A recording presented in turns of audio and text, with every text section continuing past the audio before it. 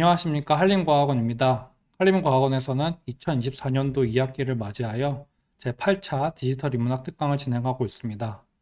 오늘은 그 세 번째 시간으로 사이오닉의 송영수 선생님을 모시고 특강을 전해드리도록 하겠습니다. 많이 알려져 있듯이 송영수 선생님은 모두의 한국어 텍스트 분석이라는 책을 세계 공저자로 계십니다. 오늘도 그 책과 관련된 흥미롭고 재미있는 이야기와 더불어서 오픈소스 데이터와 관련된 이야기도 전해주실 것으로 생각이 듭니다. 그러면은 송영수 선생님의 특강 전해드리도록 하겠습니다. 안녕하세요. 저는 오늘 한국어 오픈소스 코커스 분석과 생성형 모델에 필요한 코커스 구축이라는 주제로 발표를 맡은 흑영순입니다. 발표 자료 링크를 드리긴 했는데 요 URL이나 이 QR코드로도 들어오실 수 있습니다. 잠깐 시간을 드릴까요? 네. 발표 자료를 공유됐다고 생각하고 넘어가도록 하겠습니다. 저는 이제 경희대학교에서 국어학을 전공하고 현재는 사이오닉 AI라는 스타트업에서 리서치 기능 정책 총괄로 일하고 있는 홍영숙입니다. 주로 이제 약간의 전공 지식, 그리고 대부분 데이터 구축에 대한 이야기를 하고 약간의 모델 이야기를 하도록 하겠습니다.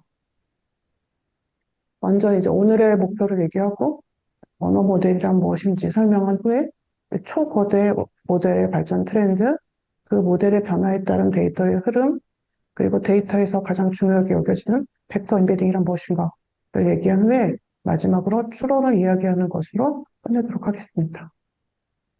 이제 제가 목표를 앞에 넣은 이유는 대체로 이제 국어학에서는 아직 익숙하지 않은 자연어 처리라는 개념을 제가 오늘 얘기할 텐데 이제 이 분야에 익숙하지 않기 때문에 오늘 배워서 바로 나만의 데이터를 만들거나 또는 뭐 논문에 응용해보자라고 생각하고 들어오신 분도 계실 거지만 이제 오늘 배워서 바로 써먹지는 않더라도 좀 알아두면 나중에 관련돼서 좀 도움이 되지 않을까 또는 기구축된 데이터를 이렇게 볼 때 좀 더 쉽게 볼 수 있지 않을까 이런 생각을 가지신 분도 있을 것 같아서 그리고 이제 개념을 중심으로 데이터에 대한 직관을 형성할 수 있는 이런 내용도 좀 준비를 해봤습니다.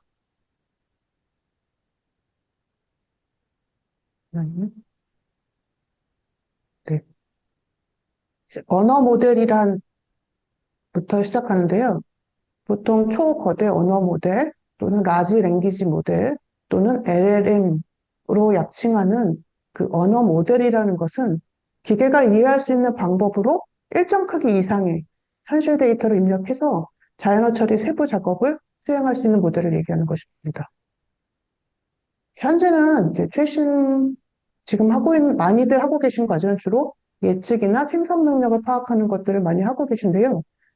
예전부터 이랬던 것은 아니고 자연어 처리의 과제의 큰 흐름을 보시면 옛날에는 뭐 if, else 이런 규칙을 정해놓고 그 규칙 기반으로 자연어를 처리하는 이런 일들을 많이 해오셨었죠. 그리고 나서 이제 워드투백이라고 하는 것 이후로부터 이제 확률 기반 처리, 즉 자연어를 이해한다고 하면 이제 뭔가 답변 세트를 정해놓고 그 답변 세트 중에서 이것이 감정에서 부정이다, 감정적으로 긍정이다. 이런 것을 맞추는 문제라든가, 또 이제 버트 모델이라는 모델이 그 과제를 많이 했었고요. 자연어 생성에서는 이제 이전 맥락을 보고 다음 맥락을 맞추는, 뭐 또는 생성해내는 질문을 보고 응답을 생성해내는 이런 과제를 많이 했고, 익숙하게 알고 계신 GPT류가 여기에 해당한다고 보면 될 것 같습니다. 이제 초거대 언어 모델이 그러면 어느 정도의 크기를 얘기하는 거냐를 생각하실 수 있을 텐데요. 주로 파라메터에서 10 빌리언 이상이면 라지 랭귀지 모델이다라고 하고 그거보다 약간 작은 모델들은 라지, 앞에 라지를 빼고 랭귀지 모델, 언어 모델이다라고 많이 부릅니다. 보통 이제 이 업계에서는 약간 이것을 파운데이션 모델이라고 합니다. 왜냐하면 튜닝 모델들도 워낙 많기 때문에 이렇게 크고 개인이 함부로 구축하기에는 너무 비용이 많이 드는 모델들을 주로 파운데이션 모델이라고 부르는데요. 굉장히 이 비용이 많이 듦에도 불구하고 모델들이 많이 나와 있고, 이제 한국에서는 네이버에서 헬퍼클로바 X와 같은 모델들, 또는 KT에서 이제 미등석 같은 모델들이 나온 것으로 알고 있습니다. 저희가 모델을 많이 얘기하지만, 사실 모델링 전후에 많은 과정들이 포함되게 되는데요. 대표적인 것만 쭉 나열해 봤을 때, 이제 오늘 다룰 데이터 수집이 굉장히 많은 부분을 차지하고, 그 동안 데이터 수집은 주로 이제 정교하게 구축되어 오는 추세였고, 또 한편에서는 그냥 많이 일단 넣어보자 라는 양적인 팽창, 이 두 가지 방향으로 진행되었다고 보면 될 것 같습니다. 데이터가 수집되고 나면 얘를 이제 정지해서 모델링을 하고, 그것을 튜닝하고 성능을 평가한 후에 이제 서비스로 나가는 이런 형태가 일반적으로 이제 AI 회사라고 하는 회사에서 하는 일들이라고 보면 될 것 같습니다. 그런데 이제 제가 국어학 전공자고 논문도 AI랑 연결해서 쓰기는 했지만 이제 데이터 수집, 정제, 뭐 모델링 과정에서 처음 시작이 데이터이기 때문에 데이터가 굉장히 중요하다고 할 수 있는데 이런 것들이 이렇게 처음 그러니까 세종과 모델 말목지 사이에는 사실 저희가 거의 세종밖에 없었잖아요. 그렇다 보니까 연구자들이 데이터를 만들어도 그냥 개인이 가지고 있거나 또는 공개한다고 하더라도 이렇게 산만하게 흩어져 있는 경우가 많아서 몇몇 뜻을 맞는 사람들과 데이터 큐레이션, 리빙 도큐먼트를 위한 데이터 큐레이션 작업을 하면 좋겠다라는 생각을 했었어요.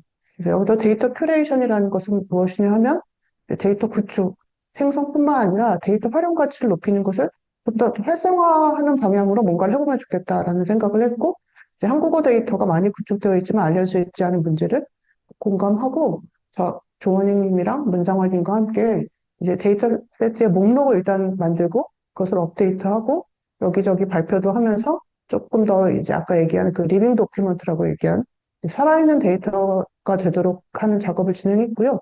발표는 데이터는 주로 이 오픈 코리안 코퍼라는 사이트에 있고 발표도 한 두 번 정도 했습니다. 데이터를 이제 구분하는 기준을 먼저 정했는데요. 데이터를 구분하는 기준은 이제 사용 방법에서 뭐에 쓰는 데이터인가 또는 관련된 논문이 있는가 전 세계적으로 사용하는 건가 한국에서만 사용할 수 있는가 또는 학술적으로만 사용할 수 있는가 상업적으로도 사용할 수 있는가 재배포의 허용 범위는 어느 정도인가를 정해서 이제 정리해 두었습니다. 인더스트리에도 사용할 수 있다. 아카데미로만 사용할 수 있다. 이런 뜻으로 보시면 될 것 같습니다. 꽤 많은 데이터들이 구축되었는데 저희가 모르고 있는 데이터도 굉장히 많을 것 같아요. 나중에 혹시 필요하신 데이터가 있으시면 이 사이트에 와서 참고하시거나 논문을 참고하시면 될 것 같습니다. 그리고 이제 이게 반응이 굉장히 좋았어요. 그래서 제가 이제 모델 말뭉치도 아무래도 국어학 하시는 분들도 많이 작업을 하셨고, 또 한 땀 한 땀 구축된 소중한 데이터이니만큼 또 추가로 정리하는 게 좋겠다라고 해서 제 사이트에 고대 말뭉치에 대한 간단한 소개를 정리해 두었습니다. 전체적으로 이제 구축된 데이터를 정리하고 나서 시간 순서에 따라서 이제 모델이 어떻게 발전했고, 데이터가 그에 따라 어떻게 구축되었는가를 한번 정리했었는데요. 아까부터 계속 나오는 이 워드2백 뒤에서 조금 더 자세히 설명드릴 겁니다. 워드2백이라는 모델이 2010년과 24년 사이에 나왔고, 이후를 보면 워드2백과 버트 GPT-U가 나오면서 모델 그 데이터의 종류도 굉장히 늘어났다라는 걸 알게 됩니다. 그 전에 이제 카이스트 말뭉치라든가 저희 세종 말뭉치, 펜트뱅크 이 정도였는데 굉장히 많이 늘어났다는 걸 알 수 있죠. 그래서 이거를 이제 크기를 크기를 기준으로 보면 라지 스케일 코퍼라고 해서 이제 대규모의 학습 데이터들이 꽤 많이 생성되었고요. 그 외에 이제 저희가 주로 했던 것들은 이제 정교한 형태의 학습 데이터 또는 그 정교하다라고 제가 말씀드리는 거는 한 줄 한 줄에 얘의 값은 뭐다라고 주석을 해주는 걸 의미하는 거예요. 예를 들어 형태 분석 말뭉치면 얘는 명사다, 얘는 조사다 이런 걸 붙여주는 거라든가 아니면 이제 NLI 데이터라면 얘는 합의고 얘는 합의가 아니다 이런 걸 붙여주는 거라든가 이렇게 하나하나의 정답 세트를 만들어주는 이런 데이터들이 좀 구축이 되었었고요. 최근에는 이제 법률이라든가 헬스케어 같은 특정 도메인의 데이터들이 구축되기 시작해서 엘박스 오픈 같은 경우에는 대표적인 법률 데이터라고 할 수 있을 것 같습니다. 그래서 이제 정교한 데이터들이 구축되던 20년 이전 워드2팩과 버트 시기에 주 데이터 사용처를 보면, 주 데이터의 종류를 보면 가장 많이 구축되었던 데이터가 이제 구문 분석, 유사문장 판별, 병렬 곱하기예요. 그래서 이제 아마 익숙하실 텐데 구문 분석도 한 문장 한 문장 그 내부에 들어가서 얘는 주어다, 뭐 수어다 이런 것들을 다 분석을 했었고 병렬 곱하기도 한 줄 한 줄 한국어와 외국어를 연결시키는 이런 좀 굉장히 어려운 작업들을 진행했던 것으로 알고 있습니다. 20년 이후에 이걸 한 번 더 분석을 했었는데, 이제 두드러진 변화는 GPT 나오기 직전과 직후죠. 이제 그 시기에는 주로 혐오 발언 감지, 또는 이제 굉장히 다양한 기타 주제의 데이터들, 그리고 이제 뭐 패러프레이즈라고 한다면 주로 이제 하나의 문장을 놓고 그거와 비슷한 다른 문장은 무엇인가를 비교하는 이런 문장들, 이런 데이터들이 구축되었다고 할 수 있어요. 그래서 이제 전반적으로 이제 보시면 아시겠지만 앞에는 이제 구문과 같은 것들이라면 뒤에는 주로 의미 활용과 관련된 것이 많이 구축되었다라고 볼 수 있고요. 구축편은 이제 아카데미아라고 해서 연구용 데이터들이 굉장히 많이 구축된 것으로 알 수 있습니다. 그래서 그 아카데미아는 주로 이제 학교를 얘기하는 거고 인더스트리는 주로 이제 뭐 그 여기 밑에 보시면 네이버나 업테이지 같은 스마일게이트 이런 회사들이 이제 각자 회사의 소용에 맞는 데이터들을 구축하고 공개했었습니다. 그리고 국립국어원이나 정보진흥원과 같은 이제 그 국가기관에서도 그 큰 데이터를 많이 구축하고 공개했었고 이 두 기관과 다른 개인이 구축한 멜명치는 주로 이제 학문적 연구의 일환으로 구축됐고 그 라이센스도 주로 오픈소스 형태로 공개를 많이 해서 다양한 분들이 사용한 것으로 알고 있습니다. 이 주석 멜뭉치는 이제 데이터를 이렇게 주석 멜뭉치 형태로 만들어 놓으면 주로 그거는 이제 학습 데이터라든가 테스트 데이터로 분할해서 슈퍼바이스드 러닝, 그러니까 감독 학습의 방법으로 이제 모델에 들어가는 그리고 나서 잘 되지 않는다면 이제 모델을 튜닝하는 이런 용도로 그간 사용되었습니다. 그런데 이제 아까 계속 그 구문이 끝나고 나면 이제 보통 의미 활용이 많이 들어오는데 뭐 자연어 처리도 마찬가지입니다. 벡터 임베딩이라고 해서 그 데이터에서 이 현실 세계의 데이터가 이렇게 들어오면 현실 세계의 데이터를 주로 이제 비디오도 되고 뭐 오디오도 되고 텍스트도 마찬가지입니다. 저희는 오늘 이제 주로 텍스트를 다루고 있지만 최근에는 오디오나 비디오도 굉장히 많이 이제 현실 세계의 데이터로 들어오고 있습니다.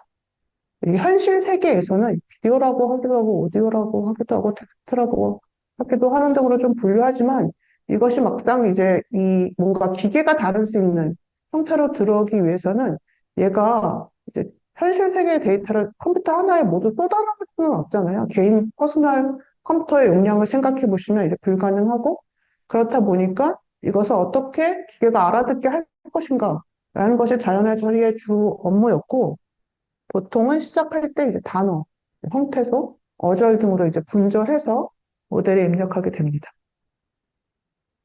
이전에는 이제 분절해서 입력했다면 앞에 잠깐 들어가 보시면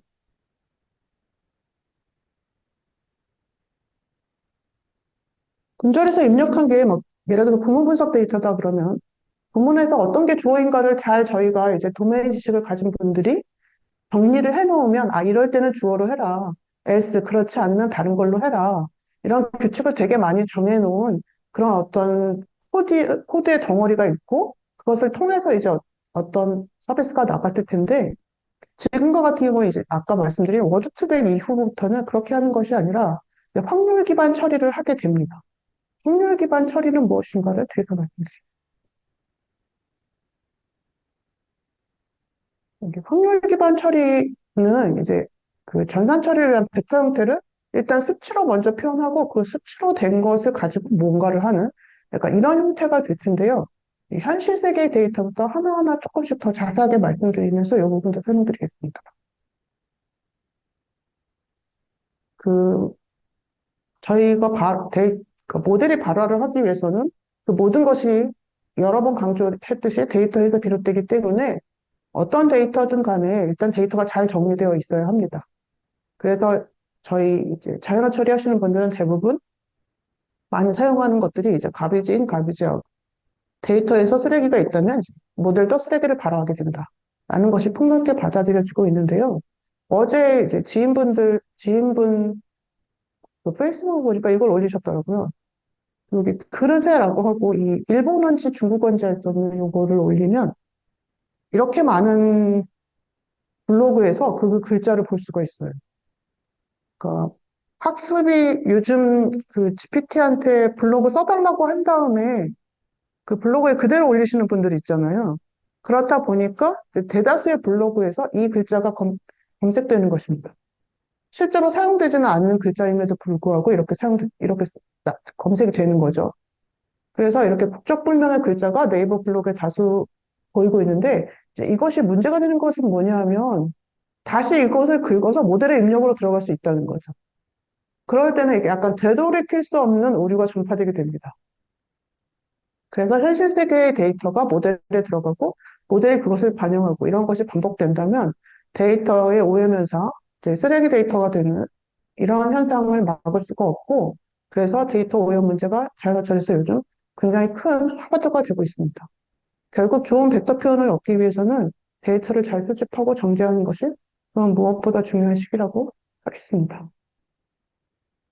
이 자연세계의 데이터가 들어온 후에는 아까 말씀드린 듯이 여기 현실 세계의 데이터가 들어오면 얘를 이제 벡터 표현으로 보내기 전에 분절을 하게 되는데요. 그 분절 단계는 어떻게 이루어지는지 한번 보겠습니다. 분절 단계를 보통 이제 토큰화라고 하는데, 이제 토큰화는 뭐 별다른 건 아니고, 이렇게 입력 문장들이 쭉 들어오면 얘도 역시 이렇게 덩어리로 처리할 수는 없으니까, 어떤 기준, 토큰이라는 특정 기준에 의해서 얘를 자르고자, 뭐 이런 뜻입니다. 그래서 자르는 기준은 뭐 국어학 하신 분들이라면, 또 뭐 자연어 처리하신 분들이라면 굉장히 자기만의 기준을 잘 갖고 계실 것 같아요. 뭐 단어로 자를 수도 있고, 형태로 자를 수도 있고, 어절로 자를 수도 있고, 또는 다른 기준에 의해서도 이렇게 자를 수 있습니다. 이렇게 기준을 가지고, 우리 서비스에는 이렇게 자르는 게 더 잘 돼. 라는 기준이 있다면, 이제 그렇게 자르신 후에 언어 모델에 입력하게 됩니다. 그 토큰화의 내부를 보시면, 이렇게 자른 거를 만약에 어절 단위로 잘랐어요. 그러면 어절을 또 하나씩 하나씩 이렇게 넣는 것이 아니라, 어절을 하나씩 하나씩 넣으면 유니그램이라고 합니다. 이렇게 넣지 않고 두 개의 단위 있죠. 동물원의 버스를 해서 2어절씩 넣으면 바이그램이라고 하고 3어절씩 넣으면 트라이그램이라고 합니다. 역시 형태가 단위로 넣어도 형태가 분석한 것을 한 개씩 넣으면 유니그램, 두 개씩 넣으면 바이그램, 세 개씩 넣으면 트라이그램이라고 합니다.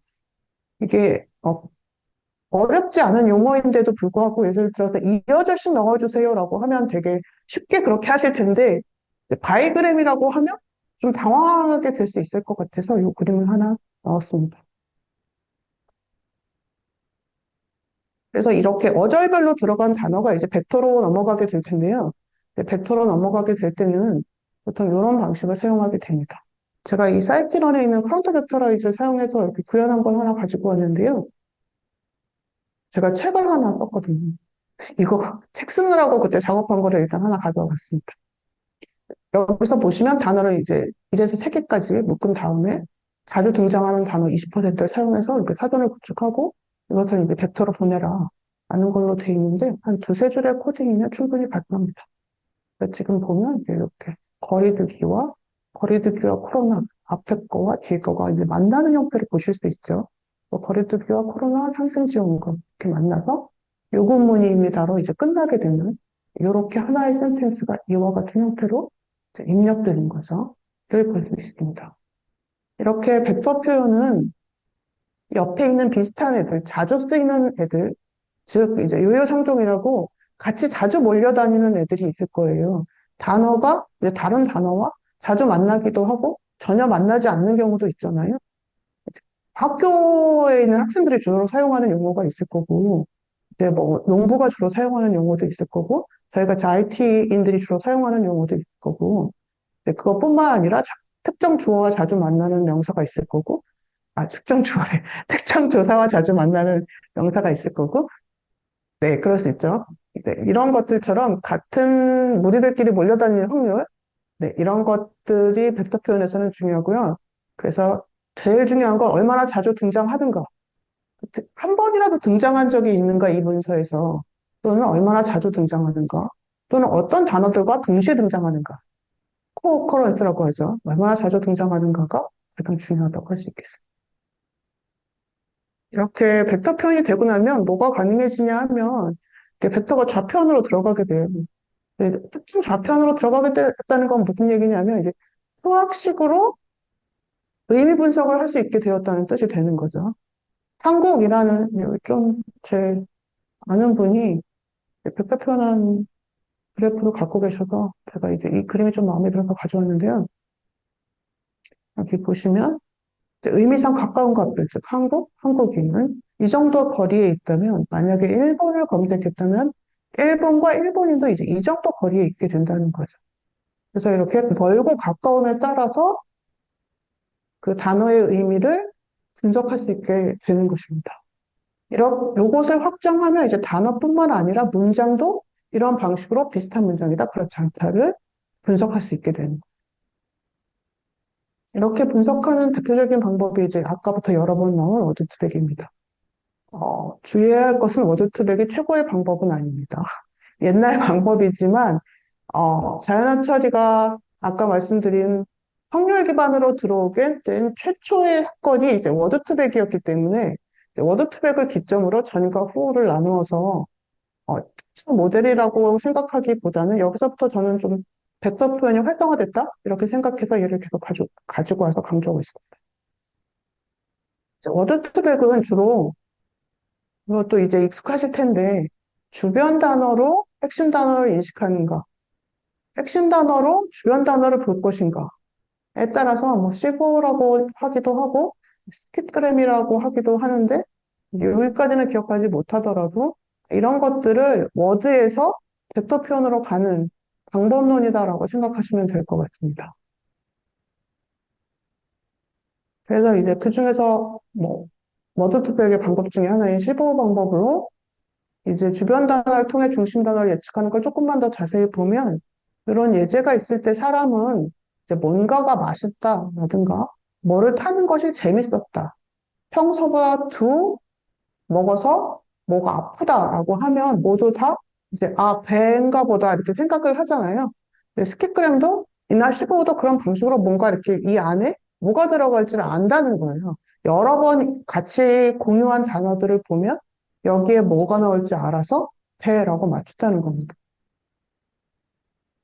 그러면 되게 신기하기도 하고 뭐 어떻게 되는 건지 조금 더 자세히 알고 싶기도 하실 텐데 굉장히 어려운 방법은 아니고 대체로 이제 아까와 같은 이런 단계나 최근에 이제 뭐 생성 모델 단계나 비슷한 방식인데 결국은 이제 약간만 더 전문적으로 얘기하면 이제 가장 높은 확률값을 가진 토크들이 결합하는 다양한 방식을 이해하게 되는 거잖아요.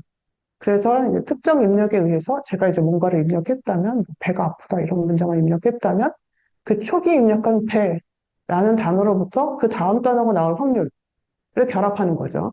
이렇게 해서 이제 모델이 만들어지는 이것을 모델의 창의성이라고 보게 되는 것입니다. 그래서 제가 이제 이런 그 이미지를 생성하세요라고 했을 때 장난감 검을 들고 있는 마법사 같은 문장을 넣는다면 모델은 장난감 검 마법사의 조합으로부터 나올 수 있는 것을 여기다 그리게 되겠죠. 만약에 이게 텍스트 모델이라면 이제 문장으로 생성하게 될 테고요. 그래서 이제 이미지가 아닌 텍스트 모델을 가지고 왔는데 그 SKT에서 그 GPT-2가 나왔을 때 GPT-2 한국어 버전을 만들었었고요. 그래서 제가 여기에다가 주말에는 이라는 단어를 어조를 입력을 했습니다. 그랬더니 그 다음에 이제 뒤에 여기 초이스 5까지밖에 없는데 이거 원래 초이스 8까지 있는 거 너무 글자가 조그맣게 나서 뒤에 좀 잘랐습니다. 주말에는 하고 서울, 정부, 뭐 시내, 인근 이렇게 연결되더라고요. 그래서 이제 타임 스텝을 거치면서 여기에 확률값이 가장 높은 토큰들이 이제 상위로 올라오는 것을 보실 수 있습니다. 이렇게 해서 GPT가 이제 문장을 생성하게 되는 거죠. GPT-2 때는 얘가 성능이 너무 안 좋아서 비슷한 문장들을 계속 막 반복하기도 하고 지금 헐루시네이션이라고 얘기하는 좀 말도 안 되는 얘기를 막 하기도 하고 굉장히 안 좋았거든요. 근데 이제 스케일이 굉장히 커지면서 지금은 여러분이 쓰시는 것처럼 굉장히 성능이 좋아졌습니다. 그러면 완벽하냐? 이제 누구나 작년까지만 해도 이게 너무 완벽한 거 아니야? 라고 생각했겠지만 이제 누구나 좀 안 되는 부분도 많네 라고 생각하실 것 같아요. 이제 데이터가 크기만 하면 되는 것이 아니라 데이터가 커져도 여전히 이제 문제가 생기고 그것을 차원의 저주라고 부릅니다. 이 차원의 저주는 최근까지도 많이 문제가 되고 있는 건데요.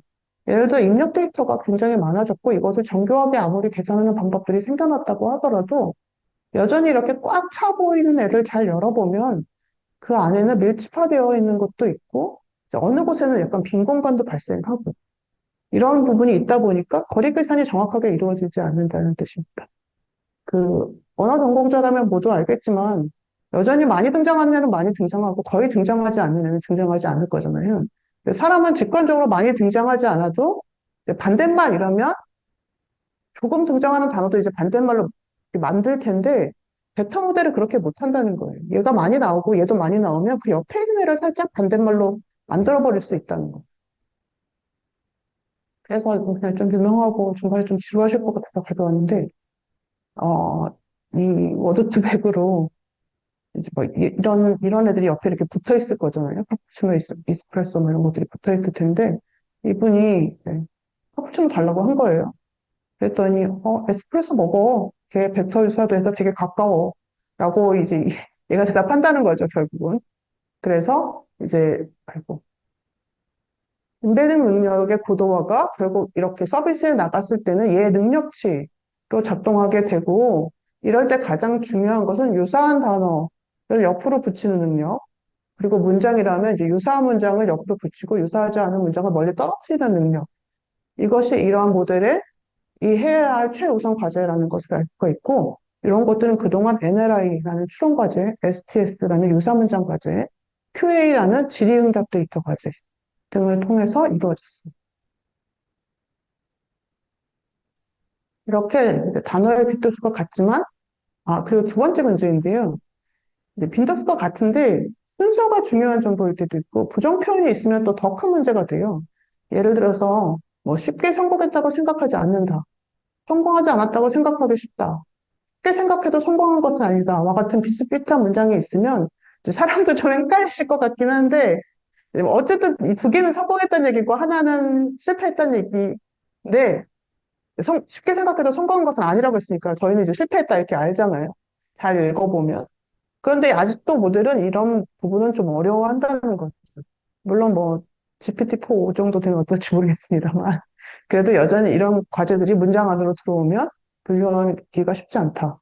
또한 이제 동음 이미어라든가 자의어든 이제 언어적인 모호성들도 여전히 많은 문제로 남아 있는데, 제가 오늘 축구까지는 반드시 설명을 해야겠다고 이제 굳게 결심을 하고 온 이유 중에 하나가 이제 언어 전공자들이 굉장히 많이 IT 영역으로 넘어왔고, 그래서 굉장히 많이 일을 하고 있는데 좀 자신감이 부족한 것 같아요.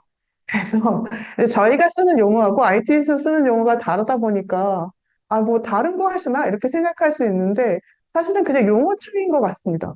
그래서 그분들도 여전히 동음이어 다이어 같은 이제 의미적인 문제를 다루고 저희도 다루는데 저희가 오히려 이런 걸 얘기해주면 되게 좋아하시거든요.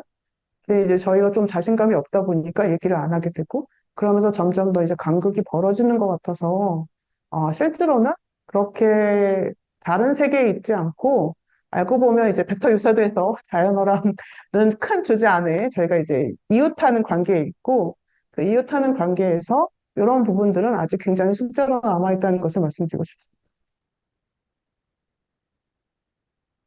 이런 부분으로 넘어온 두 개의 연구를 소개해드리고 싶은데요. 이제 좀 오래된 연구 빼고 이제 최근에 발표한 두 개의 논문을 가져왔습니다. 예를 들어서 이제 토큰 관련된 논문을 그 엄원비 임근석 선생님께서 그 국민대학교에서 지난주쯤 제가 토론을 갔다 왔는데 발표하셨어요. 그러니까 이게 다룬 게 뭐냐 하면 이제 아까 여기서 제가 앞에 잠깐 또 갔다 올게요.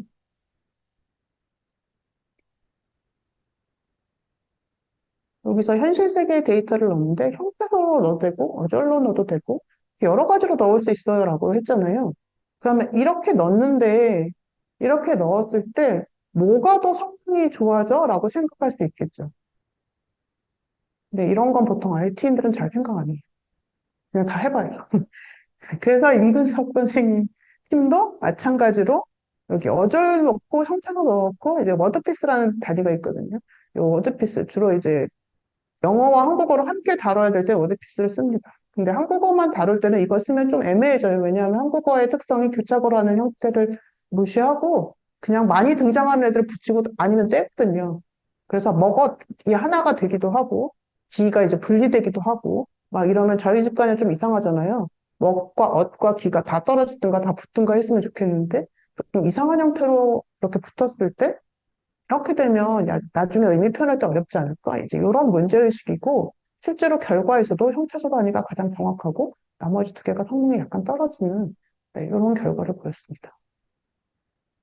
두 번째 관련 연구는 제가 김소희 도지학 선생님 연구를 가져왔는데요. 김소희 도지학 선생님 팀 연구는 아까 그 벡터 표현에서 친구라는 단어라든가 벗과 가장 유사하던 걸 덮은 단어는 뭐지? 라고 했는데 뭐 선배라든가 후배 이런 단어들이 올라왔다라는 거예요. 우리의 직관과는 이렇게 완벽하게 일치하지는 않기 때문에 이렇게 인베딩을 통해서 본 의미 관계는 연구자들이 그동안 의미적으로 상정해온 것과는 조금 체계성에서 의문이 있다라는 결론을 내시고 있습니다. 네, 이렇게 어, 논문을 내실 때 반드시 성과가 엄청 높아야 되는 게 아니라 이렇게 아직까지는 사람의 직관과는 차이가 있다는 연구도 AI 연구에서 꽤 의미가 있는 연구예요. 여기까지 이제 단어 표현을 끝내고 문장으로 넘어가도록 하겠습니다.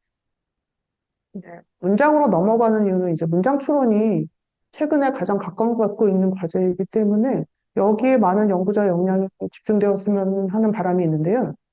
이제 아까 여러 번 말씀드린 것처럼 데이터가 많아도 AI가 그것을 통해서 모든 지식, 모든 상식을 학습하는 데는 한계가 있습니다. 이를 극복하려면 뭐가 필요하냐면 인공지능의 추론력이 필요해요. 즉, 사람도 이렇게 그 주변을 가르쳐 놓으면 아이가 이렇게 모든 걸 1대1로 가르쳐야지 뭘 할 수 있는 건 아니잖아요. 그 주변은 이제 자기가 간극을 메워 나가야 될 텐데, 이렇게 간극을 메워 나가는 과정이 인공지능의 추론 능력 향상이라고 보시면 될 것 같습니다. 그래서 주로 이제 인공지능의 추론 능력 향상을 해결하시고자 하는 분들은 이렇게 특정 사건이 있을 때, 그 특정 사건의 전에 일어난 사건은 뭐지? 나중에 일어난 사건은 뭐지? 이런 것들을 많이 다루시고, 또는 사회적 상호작용, 어떤 사람이 어떤 행동을 했다면 그 다음으로는 어떤 행동을 하지? 왜 그런 행동을 했을까? 라는 이제 어떤 연관관계를 찾으려는 네, 이러한 일들이, 이러한 작업들을 굉장히 많이 했어요. 모델 입장에서 봐도 이건 어렵지 않은 게, 가 나와 있던 것처럼 하나의 사건과 이웃하는 사건을 그냥 찾으면 되는 거잖아요. 그렇다 보니까 이제 모델 하시는 분들이나 데이터를 다루시는 분들이나 여기에 역량이 좀 집중되는 경향이 있습니다.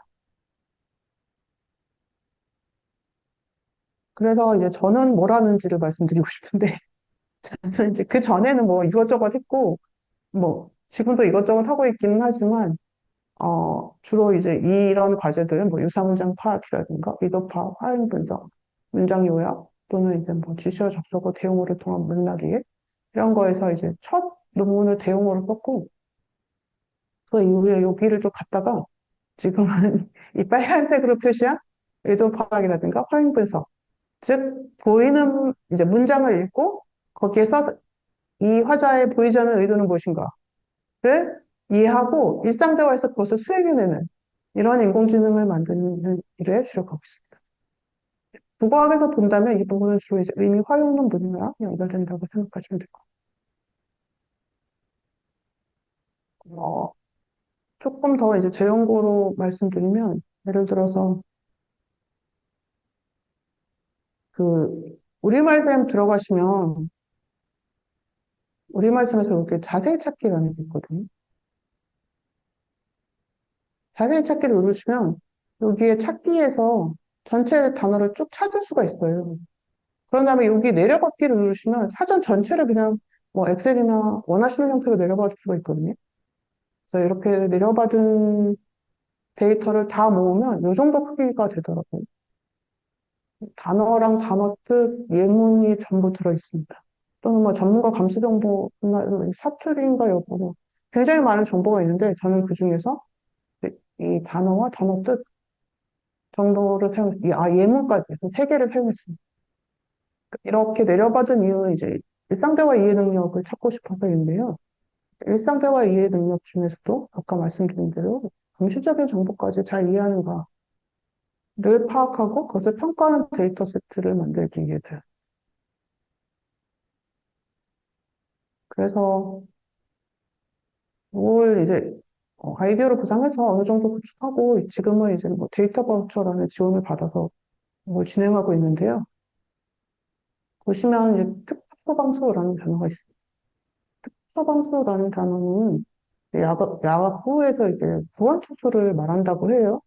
근데 제가 이제 의미에서 비유적이라는 단어가 들어있는 걸 뽑았기 때문에 얘의 비유적 의미가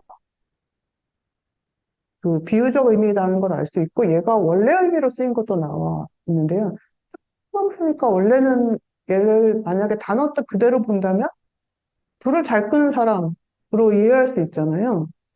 근데 이제 불을 잘 끄는 사람으로 이해하면 안 되고, 야구에서 실력이 뛰어난 사람으로 이해해야 이제 대화문을 잘 생성한 것이 되는 네, 이런 과제입니다. 이런 과제를 상대방, 이런 과제를 잘 대화문으로 생성하기 위해 두 가지 방법이 있는데, 예를 들어서 여기서 요즘 프로야구 구단들 대부분이 특급 프로모스가 없어 그 말을 앓고 있다던데, 라고 하면 요 위에 있는 뜻을 이해하고 특급 소방수 누구 같은 선수 말이야? 이렇게 얘기하는 거죠. 그러면 이제 맞았다, 잘했다라고 평가하는 이런 과제예요.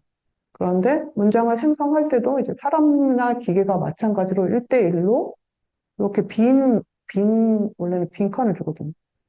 빈칸을 주면 여기다 자기가 문장을 기계도 써놓고 사람도 써넣어서 두 개를 비교하는 약간 이런 방식의 그 연구인데 여기서 이제 나는 두 가지 방법을 쓸 수 있는 거죠. 이제 또 아무 말이나 쓰면 안 되니까 아, 공감하면서 얘기해 주세요라고 하기도 하고 반박하면 말해 주세요라고 하기도 해서 이런 것들을 기계가 이제 잘 수행하는지 사람의 능력에 가깝게 수행했는지 뭐 이런 거를 이제 평가하려고 하고요. 이렇게 평가는 보통 통계 지표를 통해서 작업자들이 문제없이 잘 수행했는지도 평가하고, 제가 이제 한번 쭉 보면서 의미 있는 다른 것들은 뭐 있는지 한번 확인하고, 실제로 샘플 주석을 살짝 하고, 요 단계에서 제가 이제 뭔가를 잘못했다면, 이제 그걸 수정해서 전체 총 2,000개를 만드는데, 그 2,000개의 데이터가 문제가 없게 잘 평가 결과가 나오도록 이렇게 구성을 하고 있었다. 그래서 이제 중간중간 이제 항상 많은 데이터 구축해 보신 분들은 아시겠지만 하다 보면 적합하지 않은 데이터도 나오고 예상하지 못했던 네. 예를 들어서 데이터 구축해 작업자분들이 여기까지 작업하고 뒤에 마음 끝내고 나가시기도 하고 그래서 해보신 분들 아실 거예요. 하다가 전화 오면 이제 갑자기 나갔는데 다 있는 줄 알고 완료 누르고 이제 넘어가면 막 이렇게 비고 뭐 이러거든요. 네, 그런 거 없는지 이제 다 확인하고 또 많이 하는 거는 이제 한 명만 하면 그게 그 사람의 특성인지 이 데이터의 특성인지 알 수가 없잖아요. 그래서 이제 세 분 정도 보통 작업을 하게 해서 예를 들어서 그게 좋은 답변이었다. 사람이 더 잘했다. 기계가 더 잘했다. 비슷하다. 뭐 이런 걸 평가하고 나서 이제 한 세 분 정도는 사람이 확실히 잘했다. 기계 문장이 이상하다. 문법성에서 이상하다. 적절성에서 이상하다. 이런 걸 이제 평가하게 돼요. 그리고 그 평가 항목을 좀 세분화시켜서 이제 그런 것들을 평가하게 하고 또 그걸 평가하신 분들이 대부분 일치하는지를 확인을 보통 하게 됩니다.